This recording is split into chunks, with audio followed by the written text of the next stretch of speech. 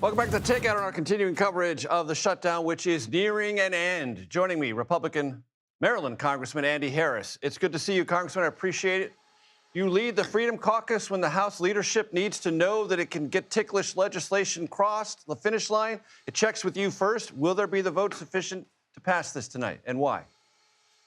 I believe there will. I think America's put up enough with this shutdown. I think a handful of rational Democrats came through in the Senate. I think a handful are going to join us in the House, and we'll get the government reopened by tomorrow morning. Anything that you perceive in this that constitutes a Republican victory? Well, look, we got level funding, which I think is great. In an era when we have to begin controlling our deficits, that's pretty good. I think moving it past January 1st, the new deadline, means that we're not going to see the Christmas omnibus bill. I think that's pretty good. And we got 3 appropriations bills negotiated at basically last year's funding level. I think that's pretty good. So fiscally, this is a good bill, and we need to get the government reopened, and we're going to do it in just a couple hours. Congressman, correct me if I'm wrong. When you said that they'll be funded at last year's level, aren't those Biden levels? Well, except that the policies are going to be determined by the Trump administration. So, yes, they are Biden levels, but we think the first thing you have to do is let's freeze the budget before we begin to trim it. And obviously, the President Trump and Russ Vought are trimming the budget. And are you pleased or displeased that part of this deal is to rehire all of the federal workers who were fired by the Trump administration during the shutdown? Well, look, that's just part of the deal. I always felt that the courts might actually force them to be rehired anyway. And again, you've reduced the federal workforce by 150,000. Whether or not an additional 4,000 are there this month or not in that reduction probably doesn't make that much difference. Articulate for my audience, if you'd be so kind, Congressman, your opinion about whether or not Obamacare subsidies enhanced during COVID under the Biden administration should be in any way, shape, or form extended. Well, they certainly shouldn't be extended in the current form. There's rampant waste and abuse with it. Hundreds of billions of dollars went straight to insurance companies, which make hundreds of billions of dollars in profit. So, no, you can't extend it the way it is.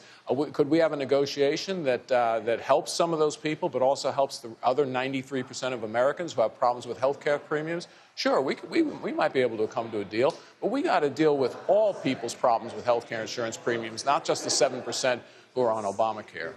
But this program had Ted Lieu on it earlier, and he said that's a false argument because employer-based insurance subsidizes those who have employer-based insurance. And what Obamacare does, because you don't have employer-based insurance, you're by yourself, you're on your lonesome, you need to have some level of subsidy. How do you deal with that argument? Oh, that's absolutely right. And in fact, the private employer subsidizes an average 80% of the premium. And before COVID, Obamacare subsidized an average 80% of the premium. So all it's doing is restoring this to pre-COVID levels that are basically identical to what you see with private employers. So Mr. Lieu is absolutely right.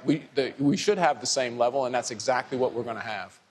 Congressman, what is your reaction to the release by the House Democrats on the Oversight Committee with these documents and emails in the Epstein matter and how they relate to President Trump way back when? Well, I got to tell you, it's very clever redactions they used. Of course, when you see the original unredacted versions, they have an entirely different point of view. Look, I have no problems with things being released. What I do have a problem with is when you release something and you redact something purposefully to mislead people, and that's exactly what the Democrats did on oversight.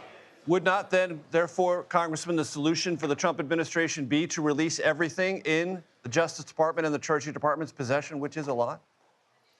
Look, I don't sit on that committee. All I know is tens of thousands of pages have been released. I don't know how much more there is to release. But again, we'll have that discussion in the next couple of weeks, and we'll see what needs to be, what hasn't been released yet and what has. And very quickly, 15 seconds, you're satisfied with how the Trump administration has handled this thus far? Yeah, absolutely. I mean, we need to protect people who are innocent. Got it. Congressman Andy Harris, I appreciate it. Thank you so much.